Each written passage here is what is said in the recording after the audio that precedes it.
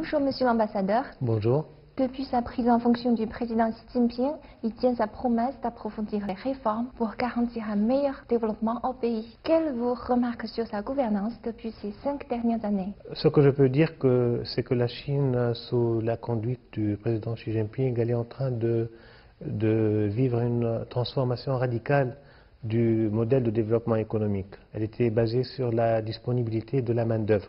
La Chine, maintenant, elle est en train de se transformer en une économie qui est basée sur la recherche et le développement, sur les secteurs à haute valeur ajoutée comme les technologies de l'information, sur la recherche scientifique. Elle est en train de réformer les secteurs qui ont une capacité surproductive. Cette année marque la 40e anniversaire de la réforme et de l'ouverture de la Chine.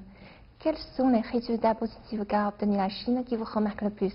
Ce qui me remarque le plus, c'est que le développement qui a été au début concentré sur la côte est de la Chine, là où les réformes ont commencé. Maintenant, le train de développement, il est en train de couvrir toute la Chine. C'est le développement qui va vers les régions intérieures. Moi, j'ai beaucoup voyagé en Chine, j'ai visité beaucoup de provinces et j'ai constaté comment le développement il est devenu équilibré entre les différentes régions de la Chine. Ce n'est plus concentré sur une région ou des provinces, mais il est en train d'être généralisé sur tout le territoire chinois, et ce qui est très important. Dans le nouveau contexte de ceinture et route, comment les deux pays peuvent-ils coopérer pour renforcer leurs connaissances mutuelles et avoir un développement ensemble? C'est vrai que la Tunisie elle a appuyé l'initiative Route et Ceinture depuis son lancement par le président Xi Jinping en 2013. On a finalisé le texte d'adhésion de la Tunisie à l'initiative, on espère le signer le plus tôt possible, et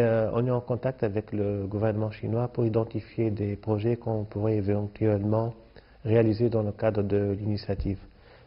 Le point fort de l'initiative, c'est qu'elle est basée sur une idée de partenariat mutuellement bénéfique.